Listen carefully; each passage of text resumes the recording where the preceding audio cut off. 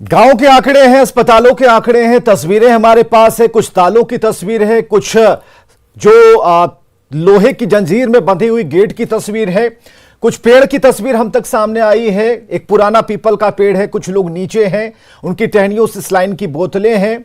और आज बहस बिहार की में चर्चा इसी बात पर है कि आखिर ये तस्वीरें हम तक क्यों पहुंच रही हैं। आपका स्वागत है सभी दर्शकों का, मैं हूं आपके साथ विवेक। कोरोना गांव गांव में फैल चुका है, मगर सबसे बड़ी मुसीबत यह है कि गांव में मरीजों को सही इलाज नहीं मिल पा रहा, जिसकी वजह है हमारा हेल्थ सिस्टम। एक आंकड़े के मुताबिक बिहार में सामुदायिक स्वास्थ्य केंद्र और प्राथमिक स्वास्थ्य केंद्र की संख्या तय मानकों से कई गुना कम है। 3 साल पहले की एक रिपोर्ट कहती है कि बिहार में 800 से 1000 सामुदायिक केंद्रों की जगह सिर्फ 150 केंद्र हैं। 30,000 की आबादी पर एक पीएससी होना चाहिए, लेकिन हमारे यहां 53,000 की आबादी पर एक पीएससी है। लेकिन इससे भी हैरानी की बात यह है कि स्वास्थ्य केंद्रों की संख्या कम होने के बावजूद ज्यादातर जगहों पर डॉक्टर और सुविधाएं नदारद हैं। सवाल है कि आखिर गांव के अस्पताल कैसे सुधरेंगे। तो एक साथ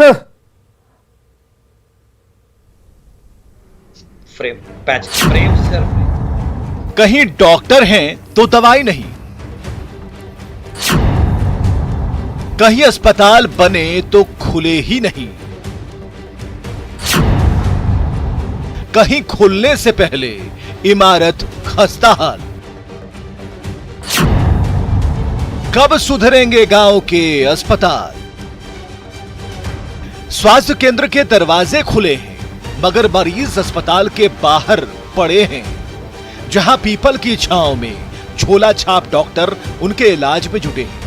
वो इसलिए क्योंकि वैशाली जिले के बाकरपुर पंचायत के चक सिकंदर स्वास्थ्य उपकेंद्र आए मरीजों को इलाज के लिए कोई डॉक्टर नहीं मिला और ऑक्सीजन सिलेंडर तो सपना ही है। इसलिए पीपल के पेड़ से डायरेक्ट ऑक्सीजन मजबूरी है। न यहाँ पर कोई दवाई मिलती है, न यहाँ पर कोई डॉक्टर आता है, न यहाँ पर कोई व्यवस्था है। ऐसी हम लोग पीपल का पेड़ है, इस जगह कहीं जाना आना नहीं पड़ता, इसलिए हम लोग ऑक्सीजन पीपल देती है, इसलिए ऑक्सीजन के चलते हम लोग पीपल को बैठ करके अपना ताश खेल करके समय को अपना बिताते हैं। ऑक्सीजन के लिए पीपल का पेड़ तो ऑपरेशन के लिए ओटी की जगह ऑटो का इस्तेमाल देखिए। यह सुपौल के त्रिवेणीगंज का अनुमंडल अस्पताल है, जहां सड़क दुर्घटना के बाद ऑटो से अस्पताल पहुंचे एक मरीज को डॉक्टरों ने अस्पताल में एडमिट करने के बजाय ऑटो में ही मरहम पट्टी कर एम्बुलेंस की जगह ऑटो से ही दूसरे अस्पताल भेज दिया।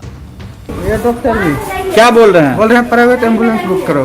प्राइवेट एम्बुलेंस बुक करो, हाँ तब ले जाओ। हाँ तो यहाँ एम्बुलेंस नहीं है? हाँ नहीं है, ये बोल रहे हैं। शुक्र मनाइए कि यहाँ इतना भी इलाज हो गया। अगर ऐसा ही कोई मरीज मुंगेर के तारापुर इलाके के बेल बिहमा अस्पताल में पहुंचता तो उसे स्वास्थ्य केंद्र के गेट से पैरंग ही लौटना पड़ता। नाम का हॉस्पिटल है, यहाँ पे कोई डॉक्टर वगैरह कोई भी यहाँ पे सुविधा कुछ नहीं है। जो मेडिसिन वगैरह भी यहाँ पे एक्सपायर मिलेंगे। अगर किसी को कुछ कल को कुछ जरूरत पड़ता है या कोई बीमार हो जाते हैं तो यहाँ से करीब 10 किलोमीटर दूर तारापुर जाके अपना इलाज करवाते हैं। ये हाल तब है जब बिहार में मानकों के मुताबिक जरूरत से काफी कम स्वास्थ्य केंद्र हैं।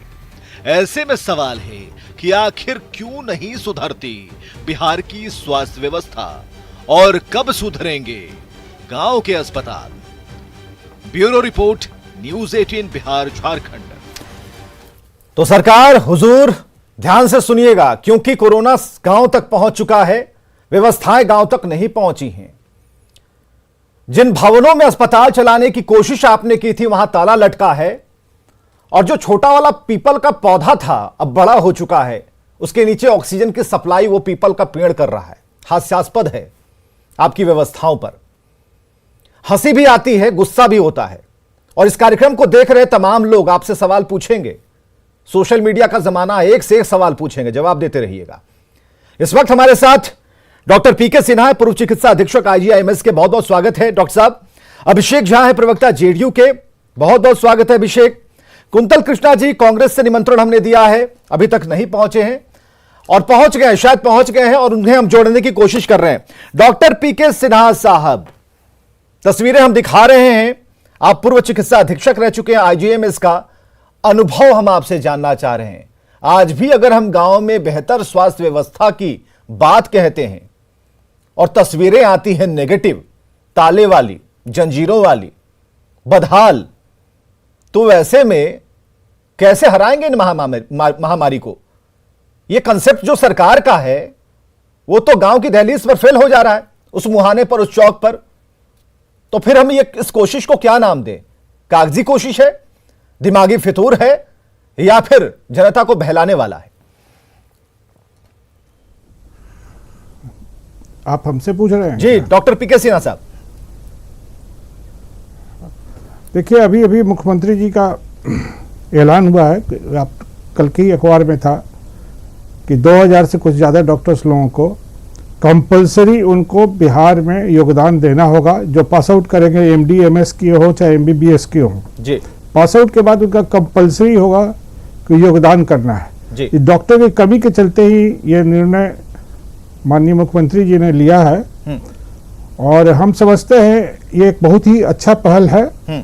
इससे जो कमी है वो पूरा होगा। हाँ, कैसे पूरा सरकार भी होगा? जान गांवों रही की है संख्या, कि डॉक्टर की कमी, जो आंकड़े कहते हैं उनमें गांवों की संख्या तो बहुत ज्यादा है, 45,000 से 40,000 से ऊपर गांव हैं। नहीं, उनमें पीएससी, नहीं, ये ठीक है, सीएससी लेकिन वैसे जो अस्पतालों की संख्या वो भी एक मुद्दा है।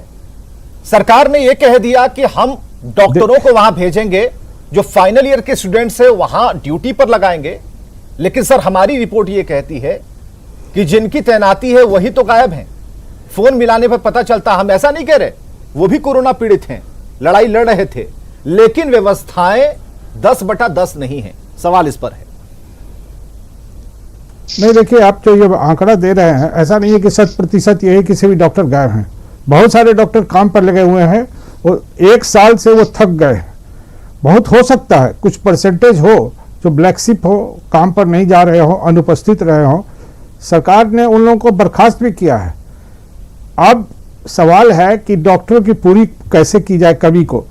तो इसके लिए advertisement Bihar technical service commission, तकनीकी सेवा आयोग के थ्रू भी हाल में ही बहाली हुई है, फिर पुनः बहाली होने जा रही है। और हम लोग पूरी तरह से लगे हुए हैं, सरकार पूरी तरह से लगा हुआ है कि जो हेल्थ कैडर है उसको भरा जाए। डॉक्टर ही नहीं, नर्सेस, एएनएम, सारे लोगों की बहाली हो रही है। और ओटी टेक्नीशियन हो, चाहे मेडिकल टेक्नीशियन हो, चाहे ईसीजी टेक्नीशियन हो, सारे लोगों का एडवर्टीजमेंट निकल रहा है और उन लोगों की बहाली होने जा रही है। जहां तक अभी जो सिचुएशन है, डॉक्टर पीके सिन्हा साहब, आपने एक बहुत लंबी सेवा दी है और पूर्व चिकित्सा अधीक्षक के तौर पर आप रहे हैं। अनुभव की बात हम कहते हैं कि आपके सामने वो सारी चीजें बिल्कुल एक खुली किताब की तरह हैं। आप देख पा रहे हैं कि हमें क्या मिल रहा है, आप देख पा रहे हैं कि भोज के समय कोहड़ा कैसे रोपा जा रहा है, आप ये भी देख पा रहे हैं और ये समझ भी पा रहे हैं कि जिन लूप फॉल्स को दूर करने की बात कही जा रही है वो आपके दिमाग से सॉल्व हो सकता है। सरकार ने वैसे सभी पूर्व अधीक्षकों से, जो उनके पास एक्सपीरियंस है, अनुभव है, क्या संपर्क साधा ताकि हम जो ये गांव कनेक्टिविटी की बात करते हैं स्वास्थ्य सुविधा के नजरिए से, उसे हम पूरा कर पाए? सरकार अपने नीति के तहत ही काम करती है और जो रिटायर्ड हो जाते हैं उनको, ऐसा अभी तक कोई कानून नहीं आया है या कोई ऐसा ऑर्डर नहीं निकला है कि सेवानिवृत्त पदाधिकारी या चिकित्सा जगत के हो उन्हें कार्य करने का मौका दिया जाए। ये अभी नहीं आया, यह मैं मान रहा हूँ। लेकिन सभी जगह प्राइवेट रूप में भी ये लोग अपना काम कर रहे हैं और राय दे रहे हैं, जहाँ तक हो रहा है उचित राय दे करके। और मेडिकल का जो अभी जो एपिडेमिक है, पैंडेमिक है, हाँ, वो कार्यरत है। ठीक है, अभिषेक हमारे साथ हैं, अभिषेक झा, प्रवक्ता जेडीयू से। अभिषेक, ऐसे समय में जब हालात सरकार के विपरीत हो